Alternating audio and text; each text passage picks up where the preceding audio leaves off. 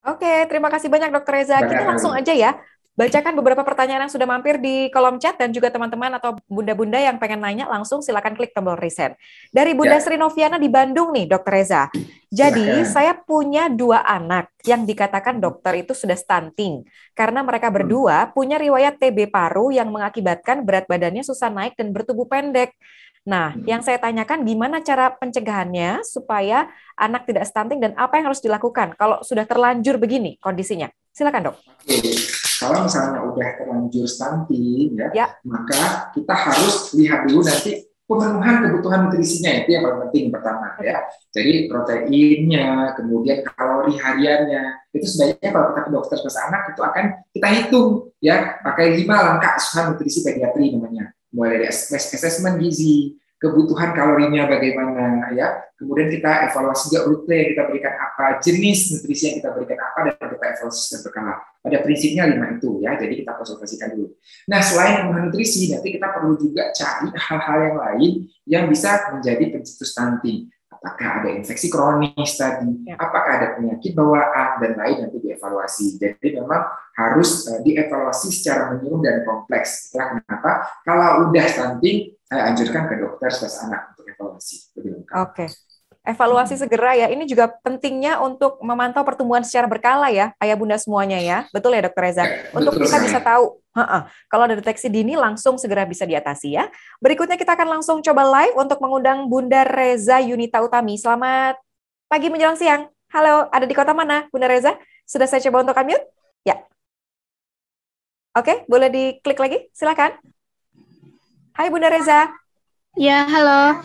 Ada di kota mana, Bunda? Halo, Namanya sama nih sama Dokter Dari Reza. Kuningan, Jawa Barat. Oke, Kuningan Jawa silakan Barat. dilanjutkan Oke, ya. oke, silakan. Ya, namanya sama ya, Dok. Iya, Sama, iya. silakan Bunda Reza. Ini saya mau bertanya, Dok. Anak saya kan susah banget sama sayuran, buah-buahan seperti itu. Jadi saya khawatir banget nanti anak saya itu tinggi Sedikit putus-putus ya Bunda Reza. Halo, Bunda Reza. Baik. Oke, Susah tapi makan saya buah sudah dan menangkap. sayur ya. Saya sudah menangkap pertanyaannya. Oke, Ya, baik. baik. Silakan, Dok. Ya, nggak apa-apa. Baik, jadi ini ya. Kalau untuk anak di bawah usia 1 tahun, maka memang belum direkomendasikan pemberian buah-buahan dan sayur yang terlalu banyak. Kenapa? Karena kan sayur-sayuran itu dan buah-buahan itu kan isinya serat. Nah, kalau misalnya Mbak Natali biar langsing, Mbak Natali biasanya tuh sebelum makan, dia makan buah apel dulu nih. Jadi Oke. dia udah kenyang dulu, jadi makannya nggak terlalu banyak, gitu ya. Karena biar badan Mbak Natali tetap oke. Nah, tapi pada bayi-bayi ini kita bayangkan dia ususnya selanjutnya itu masih kecil. Jadi kalau kita kasih buah-buahan ataupun sayuran terlalu banyak, maka dia akan cepat menjadi kenyang. Walhasil nanti nutrisi yang harusnya dia dapatkan, yaitu tadi yang ada karbohidrat, protein, dan lemak, malah nggak masuk atau masuknya hanya sedikit. Baik. Akibatnya nanti dia berat badannya nggak naik dengan baik dan ujung-ujungnya tinggi badan juga terpengaruh.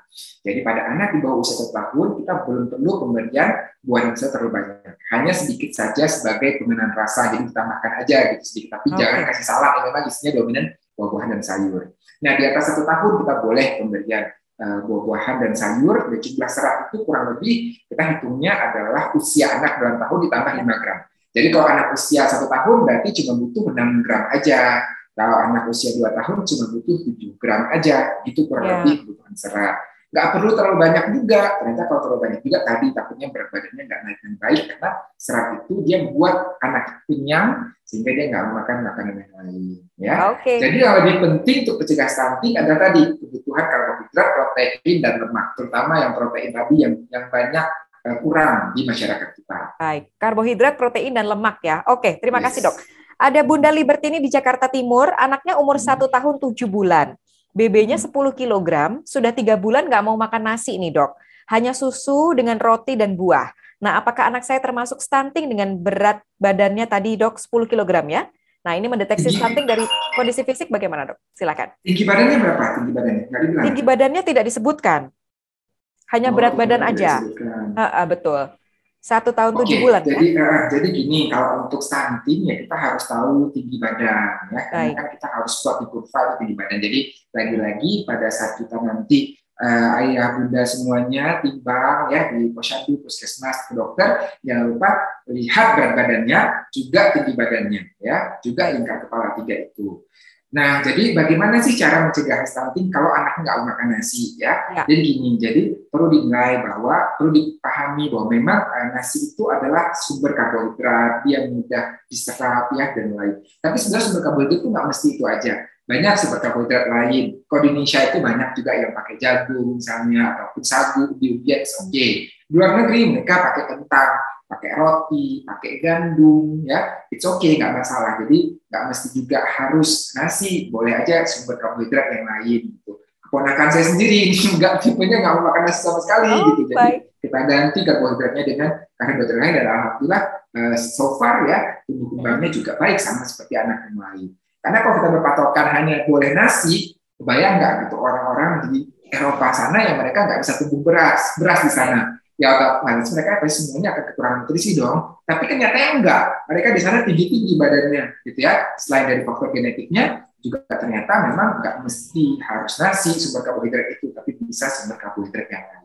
Oke, jadi variasi menu makanan ya Bunda. Tetap semangat. Oke, terima kasih Dok. Berikutnya ada Bunda Herliana Purba. Selamat siang, sudah bergabung secara live. Selamat siang, Anda di kota mana ya Bunda?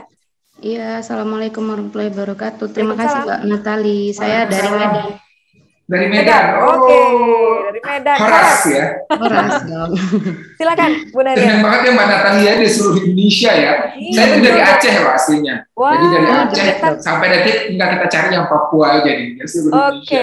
Ngumpul Dok ini Dok. Nanti kita coba tanya yang lain ya. Oke, silakan Bunda Herliana. Dok, tadi kan saya ada sempat baca lampiran dari materi dokter ya. Itu kan deteksi stunting itu bisa dengan berat badan bayinya juga yang tidak signifikan naik gitu. Jadi Dok, anak saya ini kan usianya 11 bulan, laki-laki. Saat ini berat badannya tuh kisaran 10,5 kilo dan lingkar kepalanya saya memang rutin untuk ukur itu 45 cm Dok. Saat dilahirkan itu kan secara normal dia 3,4 kilo dan panjang badannya 47 cm. Nah, pada saat periode ASI eksklusif kemarin Dok, itu BB-nya naik secara adekuat gitu Dok. Namun setelah MPASI BB-nya seret gitu Dok. Nah, untuk penanganan anak saya ini apakah perlu pemberian multivitamin penambah nafsu makan atau mungkin suplementasi kesehatan pencernaan karena saya khawatir ada masalah dengan metabolisme tubuhnya seperti itu Dok. Nah selanjutnya pada saat saya kuliah dulu nih ya Dok ya, jadi saya flashback lagi, saya ingat nih dulu saya sempat PKL ke daerah pesisir gitu Dok. Nah yang saya perhatikan di situ sehari-harinya apa? Bidan atau perawat? Iya Dok, saya ke bidan. Oke. Ya, jadi Dok, di situ yang saya perhatikan mayoritas anak-anak bertubuh pendek banget malah, maksudnya yang di bawah normal lah gitu ya Dok. Terus kan seperti yang kita tahu ya Dok ya, daerah Belawan, kalau dokter pernah tahu tuh daerah Belawan, itu kan mereka menggunakan jamban lempar ya Dok. Maaf, katanya mereka itu kayak kotorannya itu ya jatuh aja gitu ke laut gitu loh. Sementara kan ikan yang dimakan dari laut itu juga gitu. Nah, apakah ada korelasi dari tidak adanya jamban pada masyarakat sekitar yang mayoritas saya lihat itu badannya, saya rasa sih itu stunting Dok, karena memang kurus kemudian kecil-kecil kayak gitu. Ada korelasinya atau tidak Dok? Dan yang terakhir yang mau saya tanyakan, jadi kemarin anak saya ini kan sempat diare Dok. Sempat diare selama kurang lebih 2 minggu dan itu saya rasa beratnya ada turun sekitar 3 kiloan dan direkomendasikan oleh DSA untuk mengkonsumsi zat besi dan antibiotik. Nah, pada saat itu sempat seperti kotorannya itu kayak ada darahnya gitu Dok, tapi cuma 1 hari dan itu nggak banyak. Nah, yang mau saya tanyakan, saya sempat ada baca di kemasan itu, kalau di kemasan botol yang sirup zat besi itu harus dikonsumsi sampai dengan 10 hari ya Dok, kalau memang kondisinya itu di bawah 10 hari si anak diare kan gitu. Kondisi anak saya kan 2 minggu. Nah, penggunaannya lebih dari itu dianjurkan gitu dok. Itu maksudnya apakah tidak membahayakan fungsi organnya kelak dok? Karena kan setahu saya kalau penggunaan obat yang terlalu berlebihan nantinya akan membahayakan anak tersebut gitu. Terima kasih ya dokter. Terima kasih banyak. Yang itu zat besi atau zinc ya? Iya, zinc dok. Zinc ya, oke, baik. Oke, terima kasih ya. Nah, ini ada 3 pertanyaan. Yang pertama dulu, anaknya ya, anaknya usia 11 bulan. Nah, anak 11 bulan ini berarti dia harusnya, kalau kita evaluasi dulu empasinya ya. Jadi bagaimana sih empati yang adekuat atau cukup untuk anak 11 bulan? Yang pertama adalah dari segi tekstur, dia harusnya sudah tumbuh kasar ataupun masih thin dari segi tekstur. Yang kedua, dari segi frekuensi, harusnya dia sudah makan besarnya 3-4 kali sehari, dan selingannya 1-2 kali sehari ya. Kemudian dari segi jumlahnya harusnya bisa habis sekitar 3/4 mangkuk yang 250 ml. Itu untuk dari segi jumlahnya. Dari segi komposisinya, nah kita ingat bahwa pada saat anak di bawah usia 2 tahun itu kan 70-80% pertumbuhan dan perkembangan otak di sana ya. Nah, jadi jangan takut nih untuk memberikan lemak dan jumlah yang lebih banyak dari kita orang dewasa. Kalau kita orang dewasa kan proporsi lemak itu hanya 20-30% dari kebutuhan kalori harian. Tapi ternyata kalau pada anak balita di bawah usia 2 tahun, lemak itu bisa diberikan sampai 35-45%-nya. Artinya apa? Artinya memang dia membutuhkan kadar lemaknya lebih tinggi dibandingkan dengan orang dewasa, salah satunya untuk pertumbuhan otak dan juga kenaikan berat badan yang baik. Ya. Nah, dengan kenaikan berat badan yang baik, otomatis ya kita bisa pencegahan stunting. Nah, itu dari aspek nutrisi. Sama dari aspek lain perlu dilihat juga nih, kalau anak 11 bulan itu ada nggak masalah-masalah lain. Misalnya tadi, dia diare. Diare itu bisa menyebabkan gangguan penyerapan nutrisi. Sehingga itulah kenapa sering anak-anak kita yang diare itu berat badannya stagnan atau sulit naik. Jadi kondisi diarenya sendiri harus diatasi. Kalau diarenya itu ada bercak darah, maka disebut sebagai disentri. Jadi sudah benar memang dokter spesialis anaknya memberikan antibiotik. Karena antibiotik pada diare hanya diberikan pada 2 kondisi, yaitu satu kondisinya ada disentri atau diare berdarah, dan yang kedua dia disertai dengan demam, jadi sudah benar. Kemudian untuk zinc ini ya tujuannya adalah untuk memperbaiki fili-fili usus yang rusak pada saat diare. Jadi kan diare pada anak itu bisa menyebabkan si fili-fili usus itu rusak. Jadi di usus itu ada cabang-cabang kecil. Nah, di ujung-ujung cabang itu tuh ada enzim-enzim pencernaan. Nah, tujuan si zinc ini memperbaiki fili-fili tersebut. Makanya walaupun anaknya diarenya udah sembuh 1 minggu, tetap zinc ini kita lanjutkan sampai usia 14 hari. Dan itu nggak menyebabkan ada gangguan dan lain. Zinc mau dilanjutkan juga nggak masalah, karena kan dia hanya bersifat bukan obat, tapi itu lebih ke mineral sebenarnya.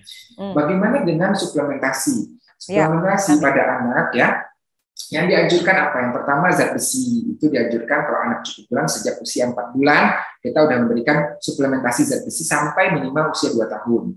Yang kedua vitamin A, itu diberikan per 6 bulan, itu program dari pemerintah ya. Kemudian yang lain-lain, suplementasi vitamin dan mineral yang lain itu boleh diberikan kepada anak asal nggak berlebihan ya, asal dia juga nggak overdosis ya. Dan apalagi pada anak-anak yang ada masalah nutrisi, nafsu makan yang nggak baik, ataupun masalah anak yang mengalami gizi kurang, gizi buruk, dan lain. Tujuannya bukan untuk menambah nafsu makan, tapi tujuannya adalah untuk memenuhi kebutuhan mikronutrien yang mungkin dengan dia anak-anak nggak memakan ini nggak tercukupi dengan baik. Karena prinsipnya ya makanan itu tuh nggak ada makanan yang super. Jadi makanan itu masing-masing itu punya kelebihan dan kekurangan sendiri. Misalnya makanan A, dia lebihnya di zat A, B, C, tapi kurang di C, D, E. Sedangkan makanan B, dia lebihnya di zat C, D, E, kurang di A, B, C. Makanya dianjurkan kepada anak itu kita memberikan nutrisi yang bervariasi. Jadi sumber karbohidrat bervariasi, sumber protein bervariasi, sumber lemaknya bervariasi. Kalau diberikan buah dan sayur juga bervariasi, agar saling melengkapi kebutuhannya. Gitu. Nah, tapi kalau anaknya itu susah makan, apalagi anaknya picky eater, otomatis kan makanannya itu nggak banyak dan nggak bervariasi. Maka risiko dia mengalami masalah kekurangan mikronutrien baik vitamin dan mineral itu lebih tinggi. Nah, pada kondisi itulah ya kita perlu memberikan vitamin ya. Nah, tapi kalau zat besi sama vitamin A itu secara rutin. Pertanyaan kedua, tadi kan 1 dan 3 udah ya. Pertanyaan kedua itu mengenai kondisi pola hidup sehat. Nah, itu ya berpengaruh. Jadi kalau tadi saya sudah bilang bahwa kesehatan, kebersihan, mulai dari kebersihan rumah, pakaian, badan, ya, kebersihan makanan itu penting sekali untuk pencegahan infeksi. Karena kalau dia ada infeksi, ya pasti dia akan mengalami masalah gizi dan juga nanti bisa menyebabkan stunting. Kalau misalnya kondisi di wilayah tersebut nggak ada jamban misalnya, pasti resiko cacingan itu akan lebih besar. Kemudian resiko infeksi saluran cerna akan lebih besar. Anak di sana mungkin akan lebih sering mengalami masalah diare ataupun kalau lingkungannya itu kumuh, masalah pernafasan juga sering terjadi. Nah, itu tentunya juga akan berpengaruh terhadap nutrisi anak dan juga tinggi badannya. Jadi, benar sekali itu ada pengaruh. Makanya saya bilang kalau stunting ini kita juga memang bukan hanya peran masing-masing ibu, tapi juga peran pemerintah juga besar di sini untuk meningkatkan pola hidup sehat di sana. Termasuk faktor eksternalnya juga ada ya, Ayah Bunda ya. Baik kalau begitu, terima kasih. Ada dari Gresik, kita sapa dulu ya Dok. Ada Bunda Nandika ISS. Apa sih Dok bedanya stunting dengan growth faltering? Kalau anak BB-nya itu di bawah garis hijau, tapi perkembangan sensorik sama motorisnya bagus, nah itu apakah bisa dikatakan stunting juga? Atau bagaimana? Baik. Terima kasih ya. Nah, jadi kalau stunting itu dia kondisinya kita lihat dari tinggi badan. Dari tinggi badan di bawah persentil -2, di bawah Z-score -2 untuk kurva WHO itu sebagai perawakan pendek. Sedangkan growth faltering, nah itu kita lihat dari berat badannya yang nggak naik dengan baik. Jadi kan kita punya target kenaikan berat badan per bulannya nih. Itu bisa kita lihat namanya ada tabel weight increment dari WHO gitu. Misalnya usia dari 2 bulan ke 3 bulan harusnya naiknya misalnya 900 gram gitu. Kalau kita lihat berapa bulan kok naik berat badannya itu nggak baik, maka itu kita katakan sebagai growth faltering. Biasanya itu di bawah persentil 5 untuk kenaikan berat badannya.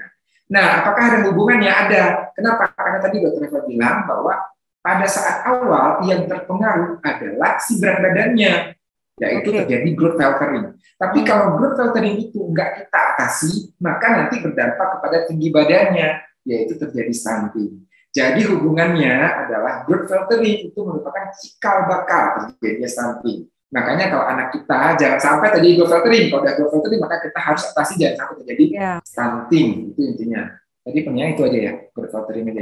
Ya, hanya itu saja. Oke, jadi deteksi dininya gitu ya Dok ya, sebelum terjadinya stunting. Oke, terima kasih banyak.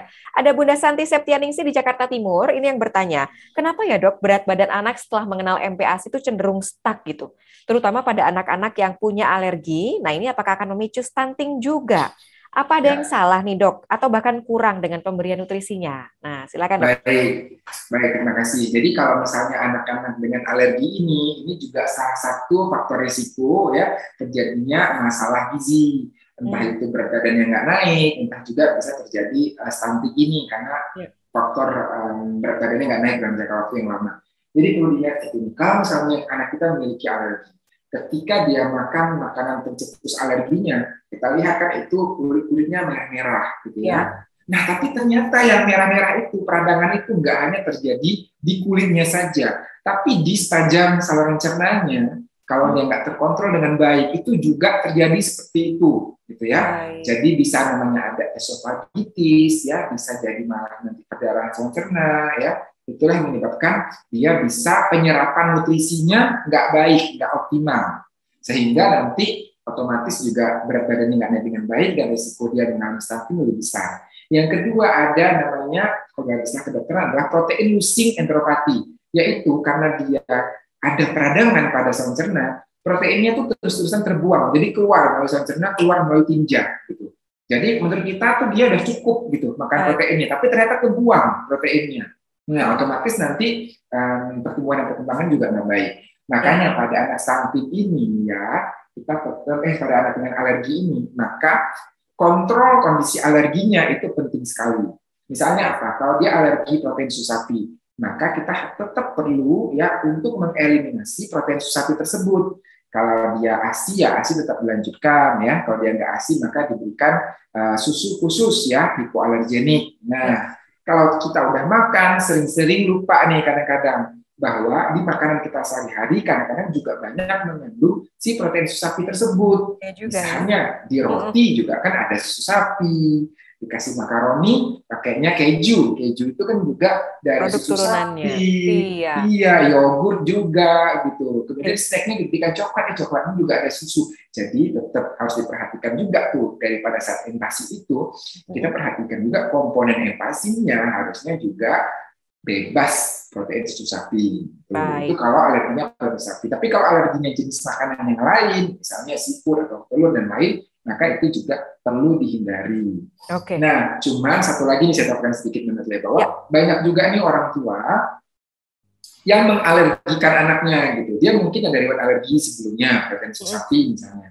Nah, tapi banyak juga sebagian orang tua yang jadinya takut gitu, takut ngasih telur, takut ngasih seafood, takut ngasih kacang karena takutnya anaknya alergi. Ya, nah itu nggak benar juga. Jadi kita yang perlu dihindari adalah hanya makanan yang terbukti menyebabkan dia alergi. Nggak perlu juga semua jenis protein dihindari, karena kan belum tentu gitu. Kalau semua dihindari, maka nanti ujung-ujungnya dia kekurangan protein dan juga berpengaruh terhadap berat badan dan tinggi badannya.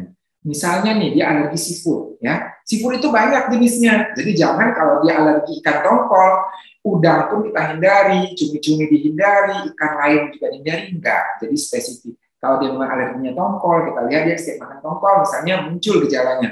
Maka yang perlu dihindari tongkol aja. Ikan atau jenis seafood yang lain juga nggak lain boleh. Ini juga kadang-kadang kita kan over gitu ya. Dia alergi udang tuh. Tuna juga dihindari, apa gitu ya. Itu juga kadang-kadang bisa berpengaruh juga terhadap asupannya. Jadi itu tips saya. Padahal itu sumber proteinnya banyak banget gitu ya. Varian yang lainnya. Oke, jadi bisa dikulik lagi ya Bunda semuanya. Ada Bunda Dian di Jakarta, Dian Dwi ya, ingin bertanya, anaknya usia 23 bulan, BB-nya sejak bulan lalu nggak naik dan stuck di 10 kg. Ya, di buku pink warna hijau muda. Saya sedikit worry menjelang menyapi nih dok, anaknya nggak doyan susu formula, punya riwayat alergi dan susah makan. Nah, bagaimana penanganannya? Terima kasih Dr. Reza. Ya baik, ya. Jadi yang pertama adalah saya tekankan lagi bahwa pada anak di atas 1 tahun kita tuh nggak wajib untuk memberikan susu formula. Jadi susu HT itu udah boleh diberikan pada usia 1 tahun ke atas. Jadi kadang-kadang sebagian anak itu kalau dia nggak mau susu formula, kita coba dengan susu HT, kadang-kadang mau karena kan ada variasi rasa dan lain ya. Itu salah satu tips yang bisa kita cobakan ya. Tuh. Kemudian yang kedua ya, untuk berat badannya ini juga harus dievaluasi. Kalau anak 23 bulan, kalau memang baru 1 bulan dia nggak naik, misalnya kita evaluasi apakah mungkin dalam sebulan ini dia ada sakit ya. Karena anak-anak itu kadang-kadang kalau dia sakit batuk pilek aja seminggu, itu bisa jadi stagnan berat badannya. Tapi setelah dia sembuh nanti kita kejar lagi untuk menaikkan berat badannya, it's okay. Tapi kalau udah berlangsung lagi 1 bulan nggak naik, 2 bulan nggak naik, nah ini jangan dibiarkan juga.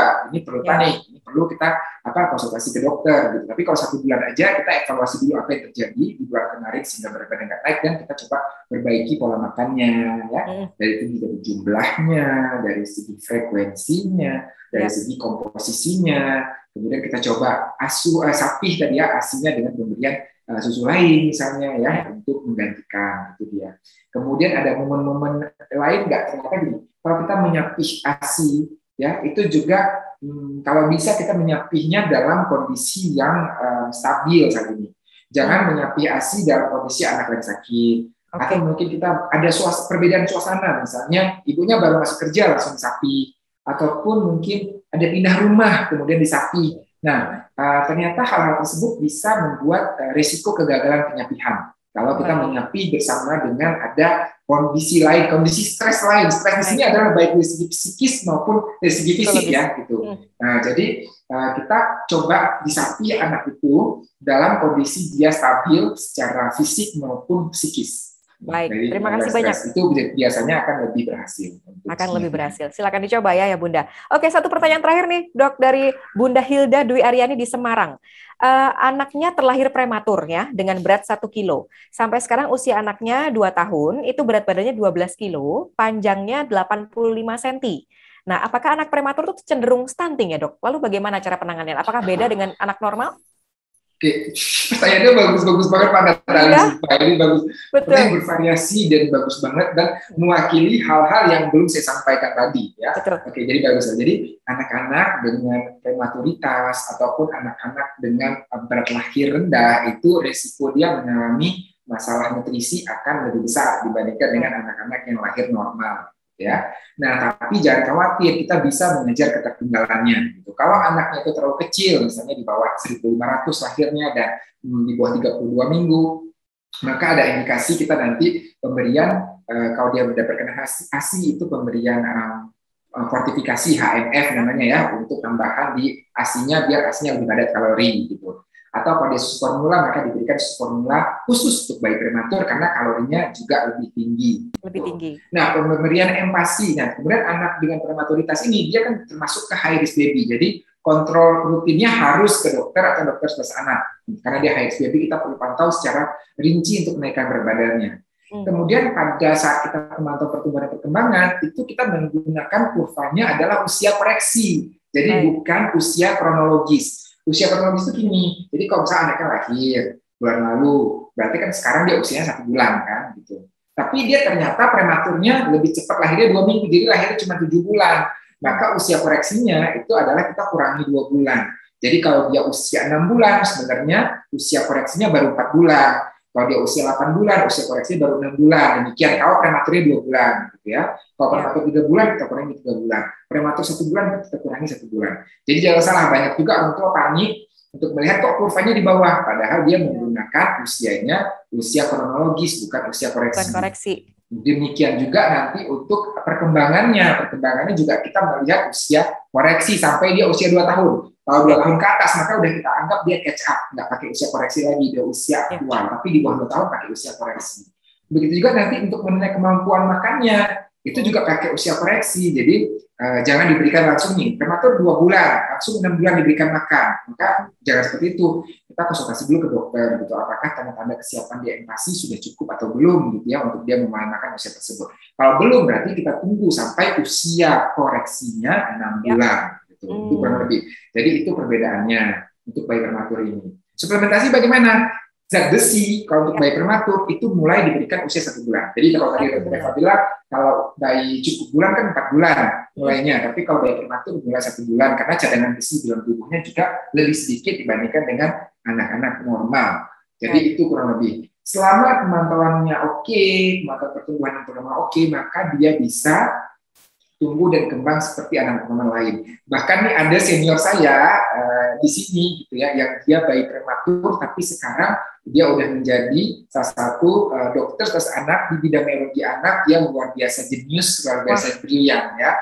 Jadi salut ya. Jadi nggak ada yang menutup kemungkinan untuk bayi-bayi prematur ini bisa tumbuh dan berkembang seperti anak-anak lainnya selama pemantauan pertumbuhan dan perkembangannya optimal. Baik, kalau begitu. Terima kasih banyak Dr. Reza. Tadi sudah diingatkan ya Ayah Bunda bahwa pencegahan stunting itu akan optimal kalau dilakukan selama 1000 hari pertama kehidupan dan mulainya justru sejak dalam kandungan ya dok ya, bukan setelah lahir. Iya. Dan kuncinya adalah pemberian nutrisi yang terbaik sesuai dengan usianya. Kemudian jangan lupa untuk pantau pertumbuhan dan juga perkembangan secara berkala dan pemberian kasih sayang dan juga stimulasi yang tepat. Ini yang jangan lupa juga. Baik, kalau begitu Dr. Reza, terima kasih banyak loh sudah bergabung dengan kita hari ini ya. Sama-sama. Sampai ketemu lagi. Mudah-mudahan bermanfaat ya. Ya, pasti dok. Terima kasih, sampai ketemu lagi. Ya, selamat siang. Oke, waalaikumsalam warahmatullahi wabarakatuh. Wah, senang sekali akhirnya sudah bisa menjawab semua pertanyaan-pertanyaan yang mewakili ya. Tadi Ayah Bunda ya, saya sudah punya nama-namanya untuk pemenangnya, tapi stay dulu. Dan informasinya ini karena menyegarkan ingatan kita gitu, untuk lebih perhatian pada tumbuh kembang anak agar tidak mengalami stunting. Nah, untuk si kecil ada juga yang bikin seger ya, yaitu adalah susu. Untuk usia di atas 1 tahun, Ultra Mimi itu bisa bantu melengkapi kebutuhan nutrisi si kecil. Terbuat dari susu sapi segar, mengandung serat pangan, kemudian sumber kalsium dan fosfor, serta mengandung 8 vitamin dan 2 mineral. Ultra Mimi berbahan baku susu cair segar yang langsung diproses secara UHT atau ultra high temperature dengan keunggulannya sebagai berikut nih Ayah Bunda. Yang pertama, kandungan nutrisi alaminya terjaga baik untuk menunjang pertumbuhan alami anak usia 1-5 tahun.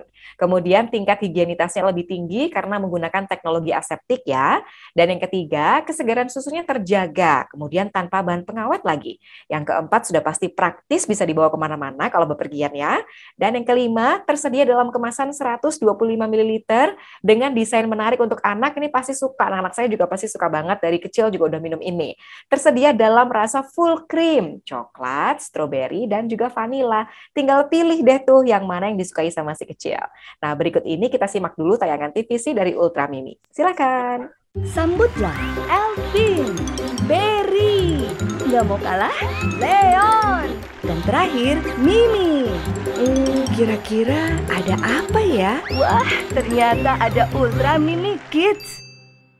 Iya, wah ini sudah banyak juga yang absen nih katanya. Udah pada absen bilangnya susu kesukaan sama anakku. Udah banyak juga. Terima kasih banyak yang sudah sharing juga pengalamannya ya.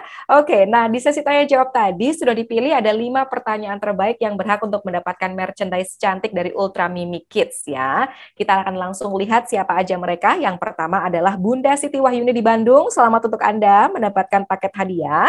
Kemudian Bunda Nandika YSS di Gresik. Apa kabar Gresik? Dan juga ada Bunda Hilda Dwi Aryani di Semarang. Wah ini terbagi rata nih, yang lainnya juga keren-keren ya. Yang keempat Bunda Herliani Purba di Medan. Dan juga ada Bunda Dian Dwi di Jakarta. Langsung aja jangan lupa hubungi panitia melalui WA ke nomor 0819 1716 0002. Ada di screen juga nomornya. Segera kirimkan nama lengkap sesuai dengan KTP, kemudian nomor telepon, dan juga alamat rumahnya di mana ya untuk pengiriman hadiah. Ditunggu responnya sampai dengan sore nanti, jadi pastikan langsung menghubungi panitia sekarang juga. Oke, Ayah Bunda, tadi di awal saya sudah informasikan ya, akan ada kuis di akhir acara. Nah, sebelum kuis nih pastikan nonton dulu, simak baik-baik tayangan video berikut ini karena bocoran jawabannya ada di sini. Ayo, silakan Mas Adi videonya, langsung kita putar ya.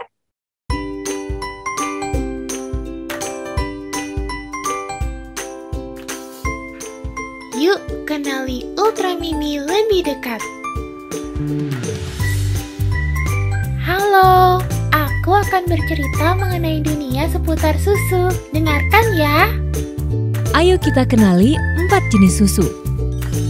Pertama adalah susu bubuk, yaitu susu yang dipanaskan pada suhu 180 derajat Celcius selama 2 jam. Proses pemanasan tersebut mengakibatkan semua bakteri mati dan sebagian besar nutrisi hilang, sehingga diperlukan penambahan nutrisi pengganti. Kandungan gizi susu bubuk ditambahkan dari vitamin dan mineral pengganti. Susu bubuk bisa disimpan hingga 2 tahun selama kemasan belum dibuka. Kedua adalah susu pasteurisasi, yaitu susu yang dipanaskan pada suhu 72 derajat Celcius selama 15 detik. Tidak semua bakteri dimatikan, bakteri merugikan dilumpuhkan sementara. Kandungan gizi susu pasteurisasi masih lengkap. Susu pasteurisasi bisa disimpan selama 4 minggu di dalam lemari es. Ketiga adalah susu sterilisasi, yaitu susu yang dipanaskan pada suhu 100 derajat Celcius selama 30 menit. Semua bakteri dan spora mati, sebagian nutrisi hilang. Susu sterilisasi bisa disimpan hingga 10 bulan selama kemasan belum dibuka. Keempat adalah susu UHT, yaitu susu yang dipanaskan pada suhu 140 derajat Celcius selama 2 hingga 4 detik, sehingga semua bakteri patogen dan spora mati. Kandungan gizinya tetap terjaga tanpa penambahan apapun. Susu UHT bisa disimpan hingga 10 bulan selama kemasan belum dibuka. Nah, sekarang kalian tahu kan perbedaan keempat jenis susu tadi? Berapa banyak konsumsi susu di Indonesia? Konsumsi susu di Indonesia masih didominasi susu bubuk, yakni sebesar 59%, susu cair sebesar 23%, dan susu kental manis sebesar 18%. Di Indonesia, susu kental manis masih dianggap sebagai susu untuk dikonsumsi. Padahal susu kental manis mengandung 70% gula dan bisa mengakibatkan obesitas pada anak. Dibandingkan dengan konsumsi susu di negara-negara lain, konsumsi susu di Indonesia masih terhitung rendah. Penduduk di negara-negara maju lebih banyak mengkonsumsi susu cair karena kandungan alaminya lebih terjaga. Konsumsi susu cair di Inggris sebesar 98%, Amerika 97%, Belanda 97%, Jerman 96%, Singapura 47%, Thailand 70%, sedangkan Indonesia hanya 28%. Walau begitu, pertumbuhan susu cair di Indonesia terus meningkat. Di tahun 2011 sebesar 241 juta liter dan di tahun 2014 sebesar 349 juta liter. Ini menunjukkan semakin banyak ibu yang memberikan susu cair bagi anaknya. Susu merupakan salah satu bahan pangan dengan kandungan nutrisi terlengkap.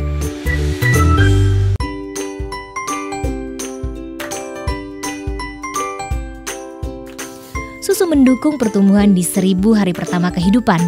Maka itu berikan nutrisi yang tepat di 1000 hari pertama kehidupan. Berikan ASI eksklusif hingga anak berusia 6 bulan. Pemberian ASI dapat dilanjutkan hingga anak berusia 2 tahun karena ASI merupakan nutrisi terbaik dan dapat mempererat ikatan ibu dan bayi. Di atas 1 tahun, sumber utama nutrisi anak adalah makanan padat dan susu sebagai pelengkap. Susu cair UHT dapat mulai diberikan sejak anak berusia 1 tahun. Keunggulan Ultra Mimi antara lain, nutrisi alami susu cair untuk mendukung pertumbuhan anak usia 2 hingga 6 tahun, higienis, praktis, tersedia dalam 4 varian rasa yang enak. Susu cair segar hasil pemerahan langsung dikirim ke PT Ultra Jaya. Sesampainya di pabrik, susu diuji kualitas terlebih dahulu sebelum diproses lebih jauh. Untuk memberikan rasa pada Ultra Mimi, susu cair segar kemudian dicampurkan dengan bahan alami lain seperti bubuk coklat atau gula cair, kemudian disterilisasi dengan temperatur 140 derajat Celcius selama 4 detik, lalu didinginkan. Selanjutnya, susu dikemas dalam kemasan aseptik dengan 6 lapisan. Untuk melindungi isi dari udara luar, sinar matahari, kelembapan, aroma sekitar, dan bakteri tanpa disertai dengan bahan pengawet. Berikut beberapa tips konsumsi dan penyimpanan Ultra Mimi. Simpan produk pada temperatur kamar selama kemasan belum dibuka. Ultra Mimi bisa disimpan hingga 10 bulan. Jika kemasan sudah dibuka, segera simpan di lemari pendingin selama 4 hingga 6 hari, tergantung kondisi lemari pendingin. Hindari penyimpanan di tempat panas atau lebih dari 50 derajat Celcius. Jangan konsumsi produk dengan kemasan menggembung atau rusak. Apakah Ultra Mimi bisa dikonsumsi oleh anak berusia 1 tahun? Ultra Mimi mendukung program pemerintah untuk memberikan ASI hingga 2 tahun. Tetapi Ultra Mimi aman dikonsumsi oleh anak usia 1 tahun. Berapa banyak konsumsi susu yang dianjurkan anak usia 1 tahun ke atas? Sumber utama nutrisi anak berusia 1 tahun adalah makanan padat, sedangkan susu adalah nutrisi pelengkap. Konsumsi yang dianjurkan 500 ml per hari. Apakah Ultra Mimi menggunakan bahan pengawet? Ultra Mimi tidak menggunakan bahan pengawet sama sekali. Mengapa anak saya diare setelah minum Ultra Mimi? Kecuali anak ibu alergi susu sapi. Ada kemungkinan anak ibu belum terbiasa minum susu cair, sehingga tidak bisa mencerna laktosa di dalam susu cair. Biasakan minum susu cair sedikit demi sedikit sampai pencernaan anak ibu terbiasa. Nah, sekian cerita tentang susu Ultra Mimi. Sampai jumpa lagi.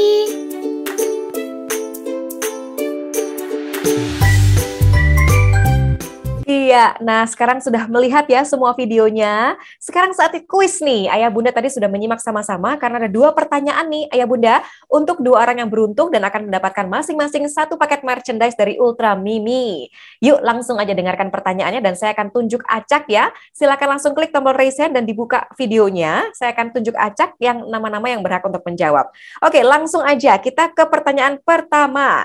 Proses produksi susu UHT dilakukan dengan apa nih? A, B, atau C? Coba kita langsung saja. Banyak yang udah nanya, banyak yang udah jawab di chat. Oh, jawabnya bukan di chat ya. Di klik tombol raise hand. Nanti kita akan langsung tanya apa jawabannya. Halo Bunda Bella Khairati.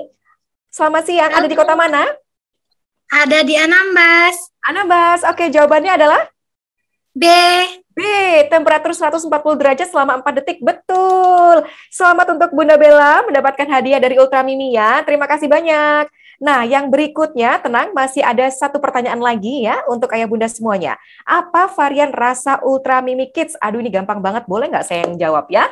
Oke, siapa yang akan saya tunjuk? Boleh Bunda Fitriani Dia Susanti. Halo, selamat siang. Ada di kota mana, Bunda Fitriani?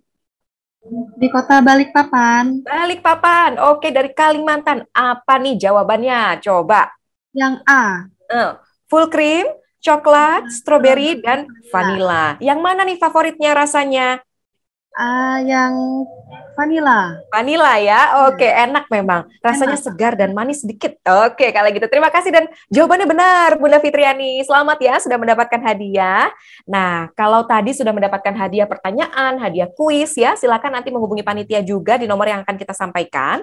Tapi sekarang masih ada hadiah lagi nih, Ayah Bunda. Buat yang tadi belum beruntung di pertanyaan dan juga di kuis, sekarang saatnya kita akan undi nama-nama yang beruntung untuk mendapatkan 1 buah smartphone dari Ultra Mini. Dan nama-nama yang diundi di Wheels ini adalah nama yang di list partisipannya join dari tadi awal sampai dengan akhir sekarang ini.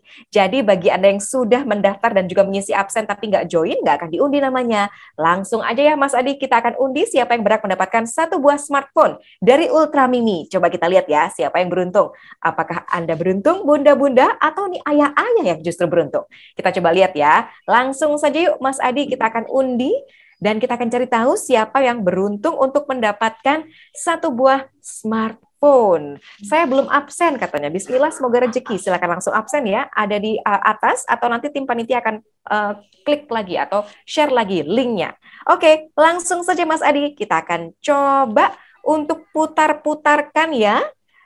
Siapa yang beruntung untuk mendapatkan 1 buah smartphone untuk di siang hari ini. Iya, ini dia. Namanya akan langsung keluar. Apakah ayah ataukah bunda? Bunda Delvi Rosanti. Selamat untuk Anda. Wow. Senang banget Sabtu-Sabtu bisa ngumpul bersama dengan bunda-bunda lain di seluruh Indonesia. Mendapatkan materi yang berharga, bisa ngobrol-ngobrol sama dokter, dan juga mendapatkan hadiah dari Ultra Mini. Selamat untuk para pemenang ya. Silakan menghubungi nomor WA panitia di 0819 1716 0002. Ada di screen juga nomornya dan segera kirimkan nama lengkap sesuai dengan KTP, nomor telepon dan juga alamat lengkap rumahnya untuk pengiriman hadiah dan ditunggu responnya sampai jam 3 sore hari ini. Baik, Ayah Bunda, terima kasih banyak karena hadiahnya sudah kita keluarkan semua. Terima kasih loh untuk kebersamaannya dalam webinar Anakku ID yang bekerja sama dengan Ultra Mini untuk hari ini ya. Saya Indri pamit dulu, jangan lupa tetap patuhi protokol kesehatan, tetap di rumah saja ya, rajin mencuci tangan, jaga jarak dan juga gunakan masker kalau ingin keluar rumah. Baik, selamat siang semuanya. Wassalamualaikum warahmatullahi wabarakatuh. Bye-bye.